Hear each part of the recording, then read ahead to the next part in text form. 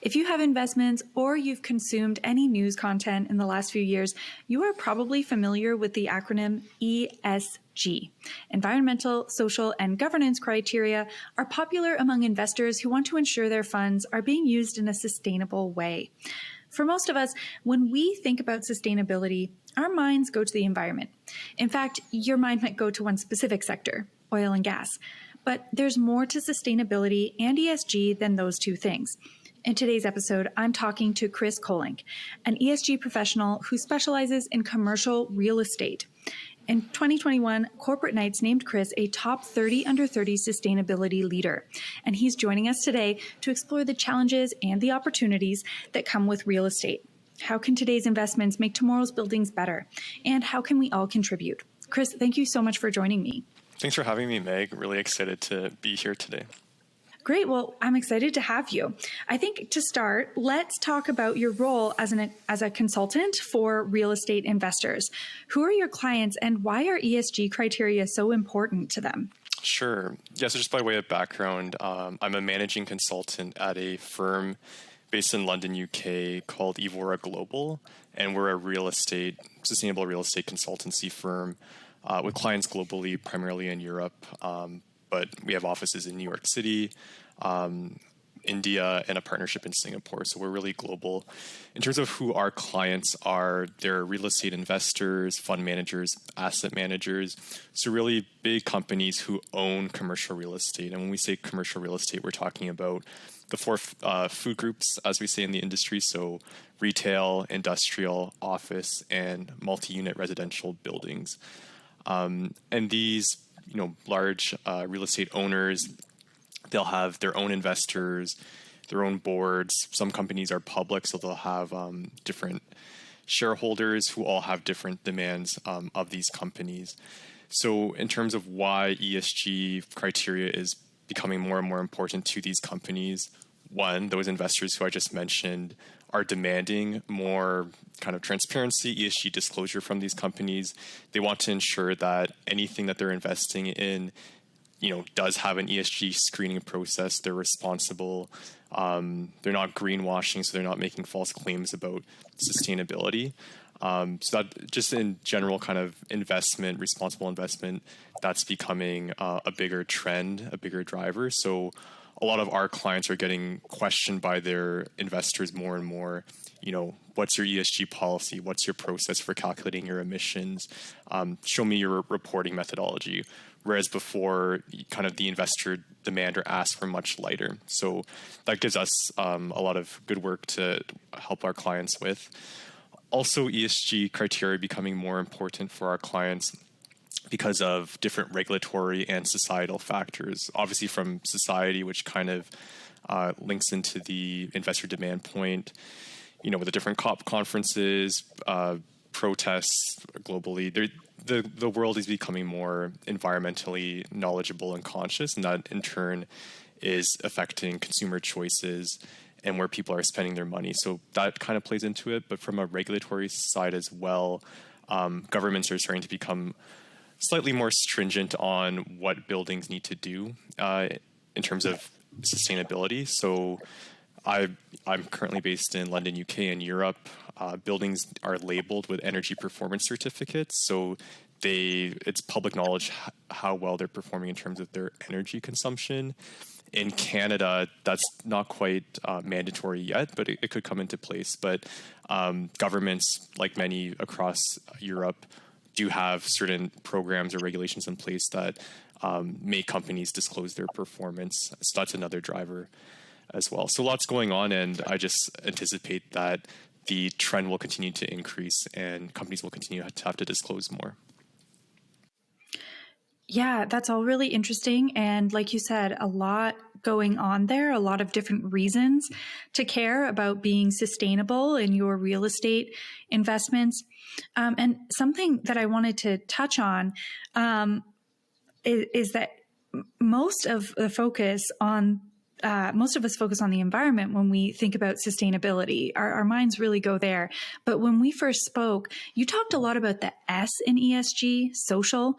What does a socially sustainable building look like? Mm-hmm. Great question. And I think that's becoming a bigger part of the conversation is not just the E, as you say, but the S. So a socially responsible building, or when we talk about social well-being or social value in the industry, one of the first big things is health and well-being. So from a building perspective, how is the building supporting the health and well-being of the occupants? So what's the daylighting of the building? How much natural light is it getting? What's the indoor air quality?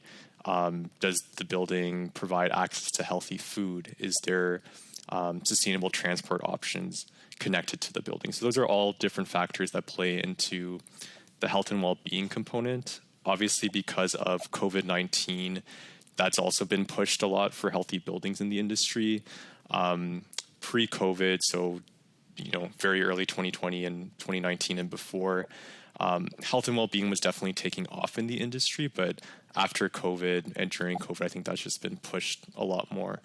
One way we're seeing that is through health and well-being building certification. So many people are probably familiar with LEED, Leadership in Energy and Environmental Design, which is a green building certification used globally, but very much so in North America and in Canada.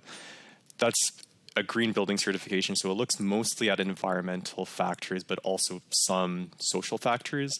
But now on the market, for the past few years, there are actually building certifications specifically for health and well-being. So those would be WELL and FitWell, and we're starting to see more buildings being certified under those frameworks. So that just goes to show that there is some market demand to have healthy buildings. Beyond health and well-being, when we talk about the S, that also includes community engagement and community development. So, for certain buildings, do they, have a role to play in the community? If it's a office space, retail space, do they offer some of that space to be used for community groups or gatherings? Commercial offices, do you host, or display art from the local community? Little things like that kind of all add up to saying, how does my building support social value? And I guess kind of the last factor when we talk about the S is, just job creation created through buildings. So obviously with real estate, you have physical places where people can work through offices, but also you're, creating jobs for construction and refurbishment. Again, those jobs also have an environmental impact, but starting to look at how does real estate support not only communities, but job creation and the ability for jobs to operate in a current space. So that's kind of a newer metric that we're starting to look at in the industry as well. So yeah, social is big, I think, for environmental, energy, water, waste, carbon, very quantitative, easy to measure. On the S, some of these factors are more qualitative and a bit harder to measure at times, but we are seeing, more demand on the S. So I think there'll just be, again, kind of more of a focus on that going forward. Right. The focus on the social side of things really seems like a natural progression after the last couple of years. And I think that's really great that we've kind of moved beyond these environmental factors to include communities and supporting humans as well.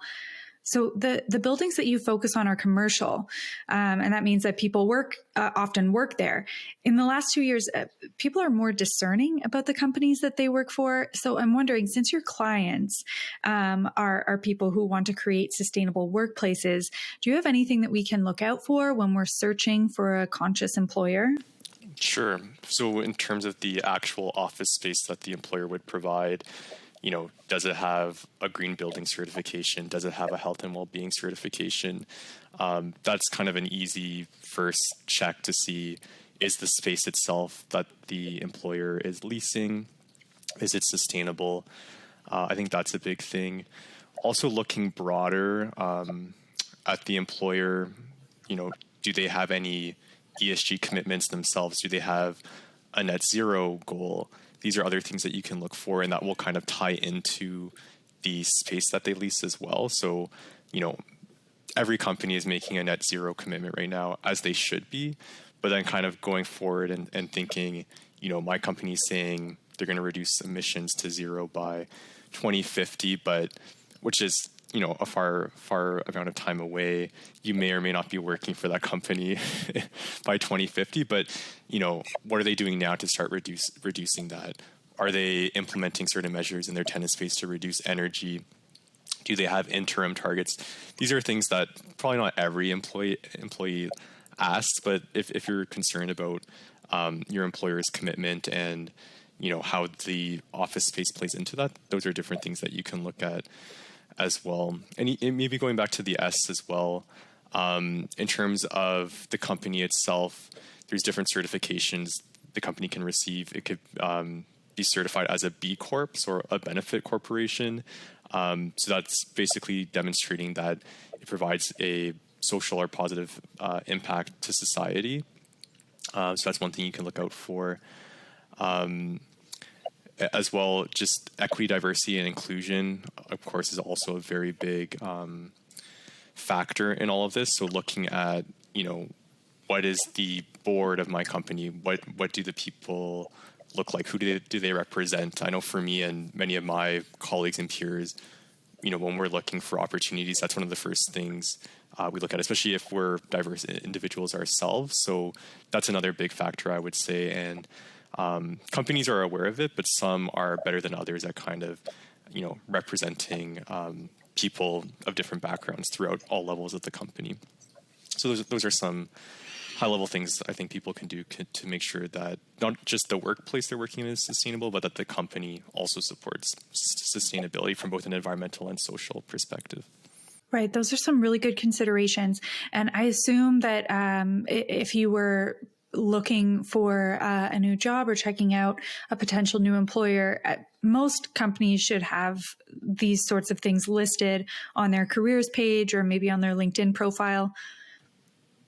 Yes, exactly. They should. And if they don't, or, there are some glaring omissions, it should be pretty obvious. But most companies, would have that on their website or, any of their other information. It's just a matter of kind of going a step further and saying, okay, if they're committed to sustainability, what are they actually doing? Is this credible, or is it kind of fluff as well? And as an employee, you can also ask that in the interview to see, how legitimate their what they say online actually is. Yeah, that's a great tip too, to double check what they're saying. So to end things, Kris, I would like to go back to the beginning in a way when you were studying environment and business at Waterloo. You told me that you weren't really sure exactly what your career might be when you were a student. And I think that's an experience that a lot of people have. But in this sector in particular, in sustainability, it sounds like there are just tons of opportunities that are coming down the pipe, just so many coming in the future. Lots are being created right now. For current students or for those who are looking for a career change, where do you expect to see more growth? Yeah, for sure. So I think overall sustainability in general, super hot industry right now. If you want a job within sustainability, there has never been a better time, even with the recession happening / looming. I'm still seeing job postings within the industry. So it's quite healthy. And I'd say because there's so much demand in the market for ESG professionals, because of the investor pressure, because of increasing government regulation, et cetera, there's actually more demand than there is supply for people with ESG skills. So if you have those skills or want to get those skills, you'll be in high demand. And in terms of the major growth areas, I'd say across the industry, there's tons of opportunity. One thing that will always be valued, I think, is ESG professionals who are also experienced with data collection, data analysis. Within real estate, any net zero targets, energy performance, water performance, even their social metrics. Being able to collect data, but also analyze and understand the data is very important. So having those quantitative skills, Microsoft Excel, sure, but anything beyond that is very important and valuable in the industry right now. When we talk about way into the future, AI can automate that, sure, but you'll still need to be able to analyze and understand ESG data. I think that's central to being a strong ESG professional. As well, anything on the policy side, I see a lot of demand for, because regulation is coming, continuing to increase, but also there's all these different voluntary frameworks coming out that private sector just has a hard time keeping up with. So if you have some policy chops, you can understand current regulation, forthcoming regulation, and all these other kind of voluntary frameworks, and can advise on that, you'll be very well positioned as well. So that's another area. And then in terms of actual jobs, I'm a consultant. In terms of ESG consulting roles, I think there will always be quite a lot of opportunity there. Some companies can afford to hire their own internal sustainability teams, but more often than not, they'll have to hire consultants just for more specialized expertise, or because they don't have in-house staff. So I think that's a great place for someone to start. Albeit consulting can be busy and stressful at times, it is a great learning opportunity. And then on the client side within corporations, there will be more jobs, I think, in sustainability across the various industries, but I think there will always be some more jobs on consulting or kind of external to the client side. So that's what I would say. And really, there's not a better time to get into the field. When I started my degree in 2011, I would tell people I'm studying sustainability, and they'd say, "Yeah, that's good, that's cute, that'll be useful someday." And that day is here now. Within the last 2 years, with obviously the effects of climate change continue to accelerate, but with all these companies making net zero pledges, net zero goals and whatnot, the demand for these jobs is finally here, and investors are actually paying attention to these things and asking more questions from different companies. So it's not just a cute idea to protect the environment and get into an environmental role, but there actually is real demand and real dollars here at play. So it's a fantastic opportunity to have an impact, but also grow your skills at the same time. I love that last point. I think that, a lot of people go into programs like the one that you studied because of the care and concern they have for our environment. But it's also great to hear that they're going to get a job at the end of this too, and that the opportunities are really great. Kris, thanks so much for joining the podcast. It's been a pleasure to speak with you and learn more about how real estate works with sustainability and how we can create a more sustainable future. Yeah, I really enjoyed this, Meg, and thanks so much for having me. And hopefully our listeners got something out of it as well. So thanks again.